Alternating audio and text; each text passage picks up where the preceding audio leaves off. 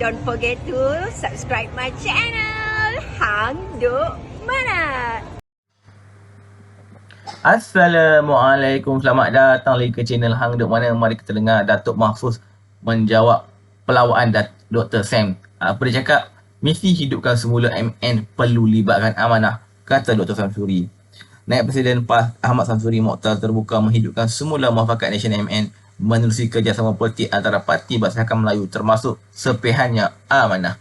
Kita sama kita dengar apa jawapan Datuk Mahfuz. Dia akan tidak komen macam biasa. Terima kasih Samsuri, simpanlah mimpi itu untuk selama-lamanya.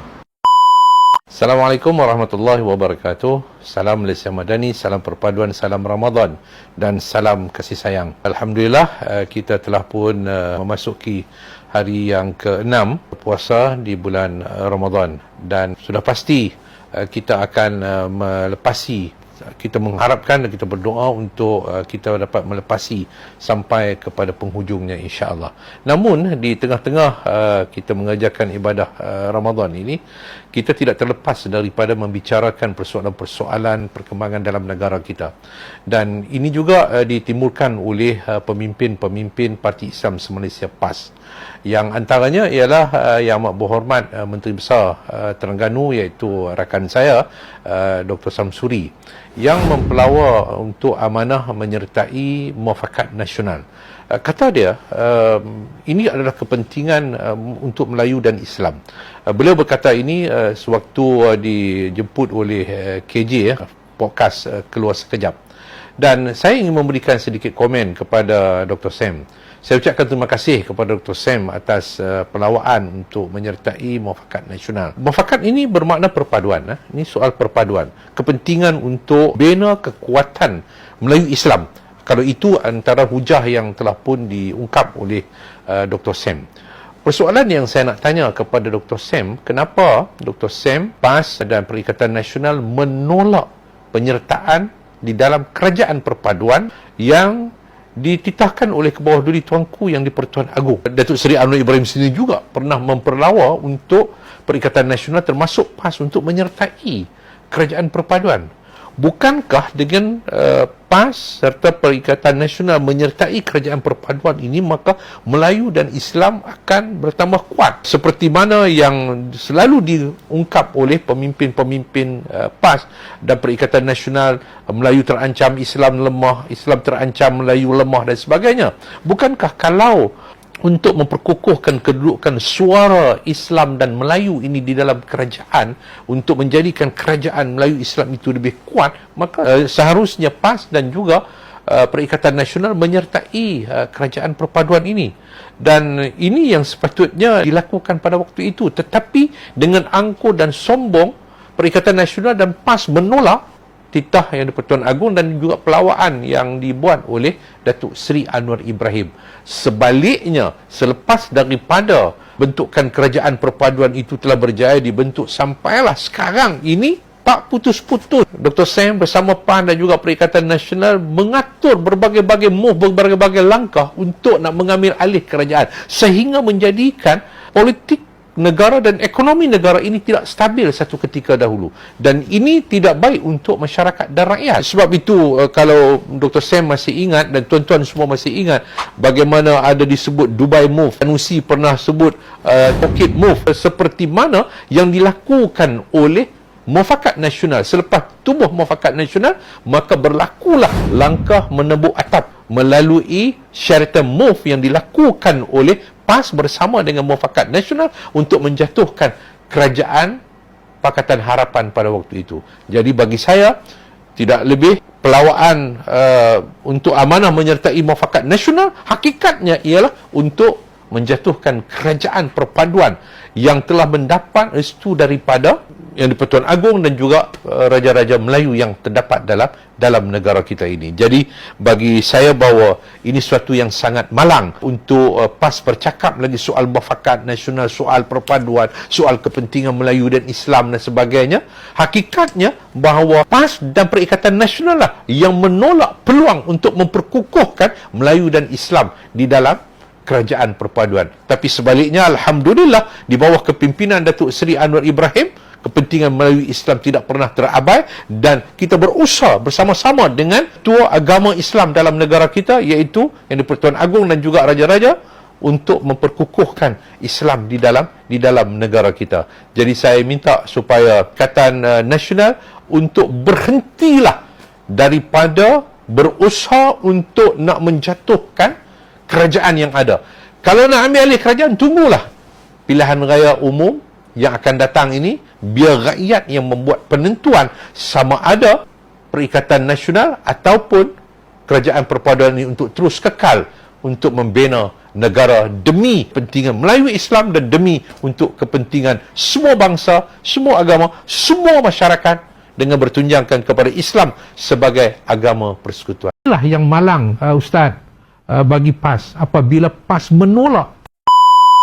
Assalamualaikum warahmatullahi wabarakatuh. Alhamdulillah, ini 10 Ramadan, fasa pertama 10 awal Ramadan telah pun selamat kita lalui, dan kita mendoakan semoga Allah Subhanahu Wa Taala menganugerahkan kepada kita umur yang panjang untuk kita sampai kepada penghujung Ramadan, dan akhirnya kita mendapat rahmah, kita mendapat keampunan, dan kita mendapat dan mendoakan moga kita bebas daripada azab neraka Allah Subhanahu Wa Taala. Namun dalam kesibukan kita mengerjakan ibadah Ramadan ini, tidak terlepas daripada kita terus membincangkan persoalan-persoalan negara kita. Saya ingin turut memberikan respon terhadap kenyataan yang dibuat oleh Mursyidul Ampaz, seorang senior politician yang merupakan bekas ahli parlimen Arau dan bekas Adung Sanglang, iaitulah Datuk Ustaz Haji Hashim Jassin. Beliau memberikan ulasan terhadap kenyataan saya yang menolak pelawaan Dr. Sam untuk menyertai bersama dengan PAS membina Muafakat Nasional. Kata Ustaz Hashim, amanah seharusnya mengubah haluan, mengubah hala tuju untuk membina, menerima Muafakat Nasional ini. Saya nak sebut kepada yang berbahagia Ustaz Hashim, amanah tidak pernah mengubah ataupun amanah tetap dalam haluan yang betul untuk menerima perpaduan, asas perpaduan masyarakat dan rakyat dalam negara kita ini. Bukan sahaja perpaduan dalam kalangan kelompok sesama Islam, tetapi perpaduan dalam masyarakat pelbagai kaum dan agama yang telah wujud sekian lama dengan kehidupan yang harmoni dan murni dalam negara kita. Dan inilah yang dipertahankan oleh PAS. Kata Ustaz Hashim lagi, bahawa amanah seharusnya memberikan keutamaan kepada persoalan-persoalan yang berkaitan dengan kepentingan bangsa Melayu dan juga Islam. Ya, saya akui sepanjang amanah berada dalam kerajaan Pakatan Harapan sebelum ini dan kini kerajaan Madani, kerajaan perpaduan yang dipimpin oleh Datuk Seri Anwar Ibrahim, kita tidak pernah menafikan dan menolak kepentingan untuk menjaga, mengharmonikan dan memperkukuhkan kekuatan umat Islam dan kekuatan bangsa Melayu itu sendiri, dengan kita memberikan keutamaan-keutamaan kepada usaha-usaha untuk memperkasakan syariah dalam negara kita seperti mana yang telah dilakukan oleh kepimpinan Datuk Seri Anwar Ibrahim. Sebab itu, apabila Yang di-Pertuan Agong menawarkan pembentukan kerajaan perpaduan, ini bermakna PAS menerima berada bersama dalam kerajaan perpaduan itu ialah untuk memperkuatkan kekuatan suara Islam di dalam kerajaan. Inilah yang malang, Ustaz, bagi PAS apabila PAS menolak tawaran yang dibuat oleh Kebawah Duli Tuanku Yang di-Pertuan Agong, dan juga tawaran yang dibuat oleh Datuk Seri Anwar Ibrahim untuk PAS juga turut menyertai kerajaan perpaduan. Alangkah indahnya, alangkah hebatnya kekuatan suara Islam itu dalam kerajaan yang ada ini, kalau PAS turut menyertai bersama dengan Perikatan Nasional berada dalam kerajaan perpaduan seperti mana yang dititah oleh Kebawah Duli Tuanku Yang di-Pertuan Agong. Ustaz boleh gambarkan bagaimana kekuatan suara bilangan jumlah ahli-ahli parlimen Islam dan Melayu Islam di dalam kerajaan ini. Tapi malang, oleh kerana keangkuhan, kesombongan PAS, pimpinan PAS ini, parti Ustaz sendiri yang menolak tawaran yang dibuat, titah yang dibuat oleh Kebawah Duli Tuanku Yang di-Pertuan Agong dan juga oleh Datuk Seri Anwar Ibrahim. Yang terakhir, Ustaz mengatakan dalam kenyataan Ustaz seperti yang disiarkan oleh Free Malaysia Today, Ustaz mengatakan bahawa tawaran ustaz, parti ustaz ini untuk mengajak amanah menyertai muafakat nasional ini bukan merupakan satu pelawaan daripada parti ustaz, tapi ini adalah suruhan Allah Subhanahu wa taala. Allahu akbar ustaz. Saya nak tanya satu ya ustaz. Sewaktu titah tuanku yang di-Pertuan Agong untuk parti ustaz, PAS dan juga Perikatan Nasional menyertai kerajaan perpaduan, ustaz, parti ustaz dan juga Perikatan Nasional tolak titah tuanku yang di-Pertuan Agong ni. Saya nak tanya satu saja ustaz.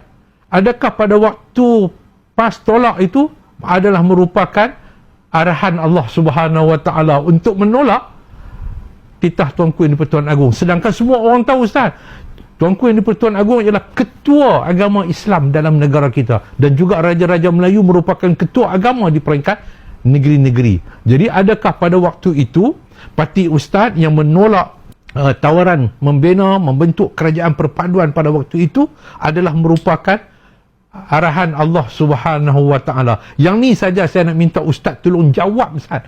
Adakah wahyu baru turun kepada PAS daripada Allah Subhanahu wa taala untuk menolak titah tuanku yang di-Pertuan Agong untuk membentuk kerajaan perpaduan?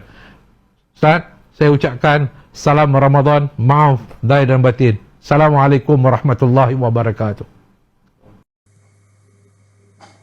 Kita dah saya baca detail lagi apa dia tulis ni. Saya rasa ia sepatutnya termasuk juga amanah selain UMNO dan sebagainya. Parti yang berasaskan Islam Melayu dapat bersama bukan bermaksud kita bergabung menjadi satu parti. Yang penting adalah kita bekerjasama. Itu objektif tertinggi kita letakkan. Kata Majlis Besar Terengganu dalam podcast Keluar Sekejap di Khairi Jamaluddin dan Syahril Hamdan. Kita mari terus menyokong kerjaan perpaduan dan Pak Mek Anwar Ibrahim. Assalamualaikum.